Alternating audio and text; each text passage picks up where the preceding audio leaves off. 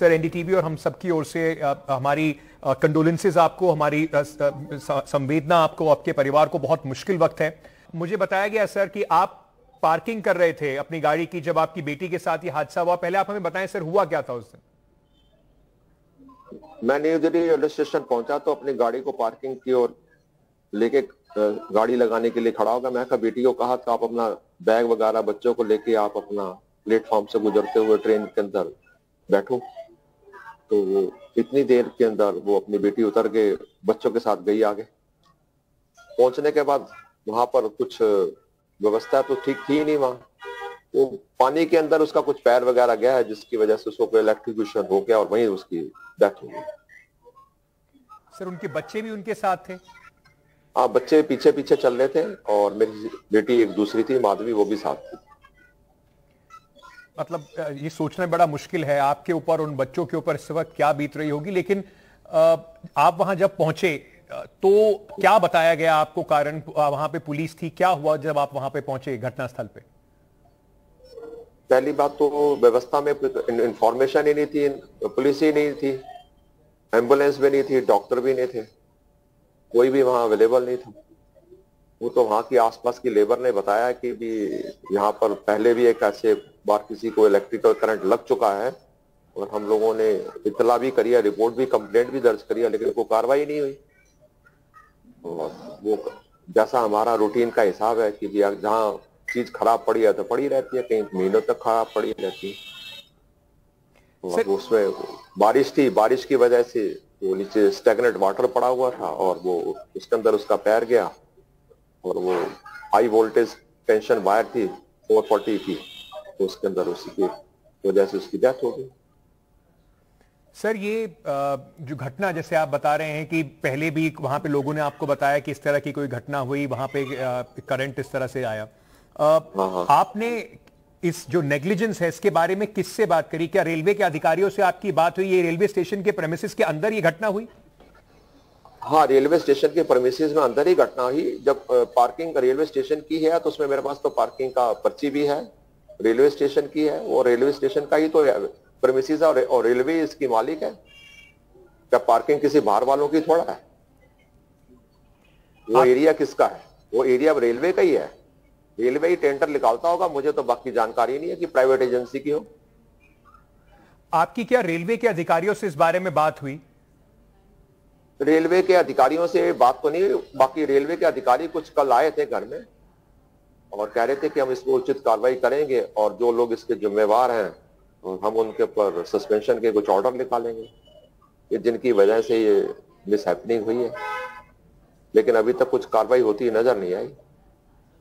लोकेश जी, आप किसको जिम्मेदार मानते हैं सर? ये तो बाद में आपकी बेटी चली गई, अब ये तो लीपापोती की बात है कि हम लोगों को पकड़ेंगे। इन चीजों पर पहले भी उनको ध्यान देना चाहिए था। आप किसको जिम्मेदार मानते हैं सर? हमारी व्यवस्थाएं सही नहीं हो पा रही है। हमारी व्यवस्थाओं में जो सुधार होना चाहिए उसके हिसाब से आदमी हम नहीं बन पाए। ठीक है, हम हाई क्वालिटी ट्रेन तो बना पा रहे हैं वंदे भारत, लेकिन इंफ्रास्ट्रक्चर जो बनना चाहिए रेलवे स्टेशन पे वो आज भी नहीं बन पाया। जैसा मैं आपको 3 बातें कहूंगा उसके लिए भी, एक तो कम से कम एम्बुलेंस जरूर होनी चाहिए जो 24 आवर्स हो, और उसमें कोई ना कोई डॉक्टर्स भी होने चाहिए। कोई भी छोटा हो, बच्चा हो, गरीब हो, अमीर हो, कोई भी आदमी जो गाड़ी को पकड़ने के लिए आया गिर सकता है, उसकी हड्डी टूट सकती है। वो व्यवस्थाएं बहुत खराब है। यानी कि एक आदमी गिरने के बाद या डेथ होने के बाद मेरी बेटी को 1 घंटे के अंदर हॉस्पिटल में पहुंचाया गया, लेडी हार्ट। इतनी व्यवस्था में समय क्यों लगा? उसका इलाज ही वहां नहीं है, वहां व्यवस्था ही नहीं है, कोई डॉक्टर ही नहीं है। ये बहुत कमी है। आपने बताया 1 घंटे का समय लगा इलेक्ट्रोक्यूशन के बाद से उनको वहां से स्पॉट से हटाने में, लेके जाने में? हटाने में, बल्कि वो जहां पर एंट्री लेवल है वहां पर गाड़ियां इतनी फंसी हुई थी, गाड़ी निकलने के लिए आधा पौना घंटा लग गया। वो रास्ता ही ब्लॉक था। तो गाड़ी व्यवस्था अंदर हो तो फिर भी आदमी किसी ना किसी तरीके से पहुंच सकता है। जब 5 लाख का फुटफॉल आपके रेलवे स्टेशन में न्यू दिल्ली में आता है, उसकी व्यवस्था कौन देखेगा? उस 5 लाख की व्यवस्था हमारे पास क्या है? उन 5 लाखों को क्या हम सुविधा दे पा रहे हैं, ये देखना जरूरी है। क्या हमारे पास 5 लाख की सुविधा देने के लिए व्यवस्था क्या सही है? क्या हम इंटरनेशनल स्टैंडर्ड के हिसाब से कुछ भी कर पा रहे हैं? सर मैं आपसे ये भी जानना चाहता हूं कि जब ये घटना के बारे में आपको पता चला और आप स्पॉट पे पहुंचे तो सबसे पहले आपका रिएक्शन क्या था? आपने क्या मतलब वहां पर लोगों से मदद लेने की कोशिश करी? क्या रेलवे के अधिकारियों ने या स्टेशन के लोगों ने आपको मदद पहुंचाई? मैं तो गाड़ी पार्किंग करने के बाद 15-20 मिनट के बाद जब पहुंचा तो तब तक एक आधी जो आधा घंटा पहुंच गए, वैन उनकी मिल गई थी और वैन भी कोई बाहर से कुछ हायर करी हुई थी और उसके अंदर तो कोई डॉक्टर्स वगैरह थे ही नहीं और वो पुलिस वाला एक कह रहा था कि साथ में इनको हॉस्पिटल लेके जाना, इनको दिखाएंगे।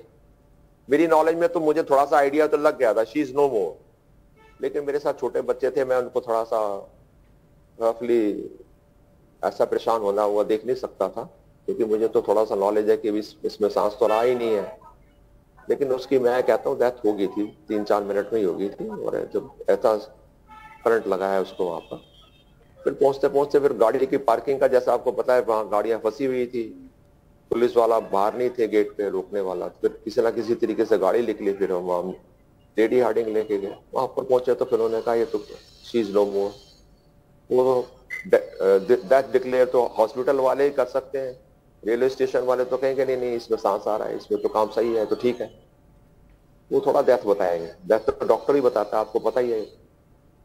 सर कहाँ जा रहे थे आप लोग? कहाँ का प्लान था आपके परिवार का? हमारा चंडीगढ़ जाना था और वंदे भारत से जा रहे थे और न्यू दिल्ली से, और बच्चों का थोड़ा सा आइडिया था कि भी नया आइडिया है ताकि हम थोड़ा सा वेकेशंस में चेंज कराएंगे और कुछ बच्चों को क्लास होमवर्क वगैरह मिलता है। हमारा एक बड़ा ग्रैंड सन है, उसको बड़ा इनोवेटिव है, तो उसको था कि मैं अपने प्रोजेक्ट्स में मैडम वगैरह को दिखाऊंगा कि I have done this activity during vacations.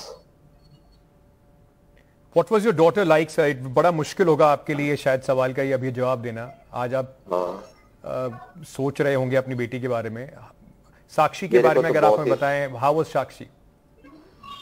बहुत ब्रिलियंट स्टूडेंट रही है मेरी बेटी और आर्किटेक्ट थी और प्रोफेशनल थी, अच्छा काम करती थी, अच्छी माँ थी और जॉइंट फैमिली में रहने वाली, सास ससुर की सेवा करने वाली, सोसाइटी में काम करने वाली, किसी की भी हेल्प करने वाली। आज यदि उसका फीडबैक सोसाइटी में 100 आदमियों से ले लिया जाए तो उसकी 99 तारीफ करने वाले होंगे, ऐसा नहीं है।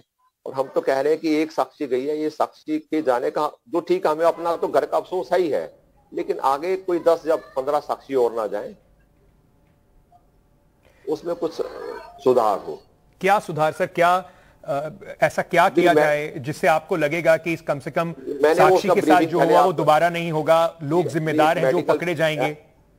भी एक तो जो भी आप किसी को अवार्ड ऑफ वर्क देते हो, एजुकेशन देते हो, काम देते हो, उसका कंप्लीट हुआ या नहीं हुआ, या उसकी मॉनिटरिंग कौन कर रहा है, या किसी ने कंप्लेंट आपको लिख के दी है तो वो चीज वो रिपीट क्यों होती है? हमारी इन व्यवस्था में उसकी इंप्रूवमेंट क्यों नहीं होती है? हेड ऑफ जो रिस्पॉन्सिबल वहां के लोग हैं वहां जाके मॉनिटर क्यों नहीं करते कि भी ये यहाँ पर इसकी वजह से कुछ भी हादसा हो सकता है?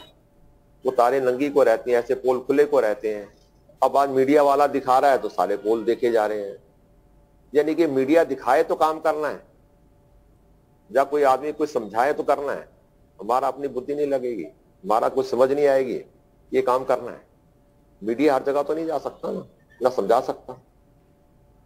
सर किसे न्याय मानेंगे आप? क्या जस्टिस होगा साक्षी के लिए?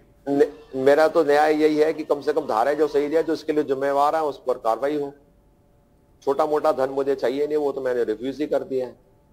मुझे धन की चिंता ही नहीं है, भगवान की दया से कृपा है, ऐसी कोई समस्या नहीं।